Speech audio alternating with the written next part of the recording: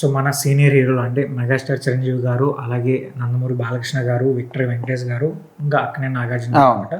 So వీళ్ళు movies పరంగా ఇప్పటికి కూడా స్టార్ హీరోలైన సో మన ఎన్టీఆర్ గారు లేదంటే ప్రభాస్ గారు వీళ్ళకి పోటీగా వీళ్ళకి పోటీగానే సినిమాలు తీస్తున్నారు.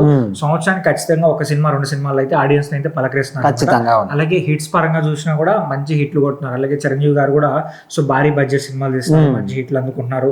సో ఇప్పుడు ఏంటంటే చిరంజీవి గారు ఈ స్టార్ హీరో లిస్ట్ లో అయితే ఆయన ఫస్ట్ ఉన్నారు అనమాట. సో 100 crores షేర్ అవ్వచ్చు కానీ, 200 crores గ్రాస్ అవ్వచ్చు కానీ, సో ఆయన కలెక్షన్స్ పరంగా ఫస్ట్ ప్లేస్ లో ఉన్నారు. ఆ తర్వాత ఎవరు రాబోతున్నారు అనే విషయం గురించి ఇప్పుడు ముఖ్యంగా మన తెలుగు సినిమా ఇండస్ట్రీలో అప్పట్లో చూసుకుంటే సీనియర్ ఎన్టీఆర్ అని, అక్కినేని నాగేశ్వరరావు గారు అని, సో వీళ్ళందరూ కూడా మూల స్తంభాలు అనమాట ఈ మన తెలుగు సినిమా ఇండస్ట్రీకి. సో వాళ్ళ తర్వాత తరంలో ఇప్పుడు ఉన్న వాళ్ళు మన నాగార్జున కావచ్చు, చిరంజీవి, వెంకటేష్, బాలకృష్ణ వీళ్ళందరూ కూడా 4 pillars లాగా ఇప్పుడు ఉన్నారు. సో ఇప్పుడు అప్పటి నుంచి కూడా దాదాపు ఒక 4 దశాబ్దాల నుంచి ఇప్పటి వరకు కూడా తిరుగులేని మెగాస్టార్ హీరో ఖచ్చితంగా చిరంజీవి గారు అని చెప్పుకోవచ్చు. సో ఆ ఫస్ట్ ఒక 100 crores గ్రాస్ ఎవరిదందో అంటే ఖచ్చితంగా ఆ సీనియర్ హీరోల్లో మెగాస్టార్ చిరంజీవి గారు. సో ఆయన తర్వాత ఎవరున్నారు ఇప్పుడు అంటే ఖచ్చితంగా గ్రాస్ కానీ, అలాగే 200 crores పైన గ్రాస్ కలెక్ట్ చేయడం కూడా చిరంజీవి గారే అనమాట. సో ఆ తర్వాత ఎవరు రాబోతున్న విషయం గురించి చూసుకుంటే బాలకృష్ణ గారు వరుసగా 4 సినిమాల నుంచి అయితే మంచి హిట్ అవుతున్నారనమాట. సో 100 crores గ్రాస్ లిస్ట్ లో ఆయన 4 సినిమాల నుంచి. సో రీసెంట్ గా వచ్చిన డాకు మహారాజ్ కూడా 100 crores లిస్ట్ లో నిలిచింది. బట్ ఏంటంటే 100 crores షేర్ లిస్ట్ లో అయితే ఆయన ఇంకా చేరలేదు.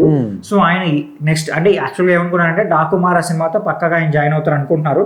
బట్ అయితే డాకు మహారాజ్ సినిమా ఇంకా సో ముందుకు వెళ్ళాలి కాబట్టి ఇంకా దాని గురించి తెలియదు కాబట్టి. సో బట్ అయితే ఇప్పుడు వెంకటేష్ గారు సడన్ గా సంక్రాంతికి వస్తున్నాం సినిమాతోని ఆయన ఎప్పుడు కూడా ఒక సినిమాతోని వస్తున్నాడంటే అందరు కూడా సైడ్ తప్పుకోవాల్సిందే. సైలెంట్ గా వచ్చి సినిమాని హిట్ చేసి మళ్ళీ అక్కడ నుంచి వెళ్ళిపోయి మళ్ళీ అదే సమయానికి మళ్ళీ బీభత్సం సృష్టించడానికి వస్తూ ఉంటాడు.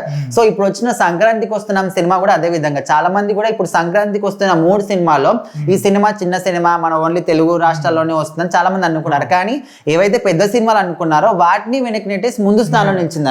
రిలీజ్ అయిన 3 రోజుల్లోనే 100 crores గ్రాస్ కలెక్ట్ చేసింది. సో ఇప్పుడైతే 200 crores దగ్గరలో ఉంది. ఖచ్చితంగా అయితే నాకు తెలిసి ఈ వీక్ మధ్యలోనే వెళ్ళిపోతుంది. 200 crores గ్రాస్ అయితే అందుకుంటారు. సో చిరంజీవి గారి తర్వాత వెంకటేష్ గారే ఆ లిస్ట్ లో జాయిన్ అయిపోతున్నారు అనమాట.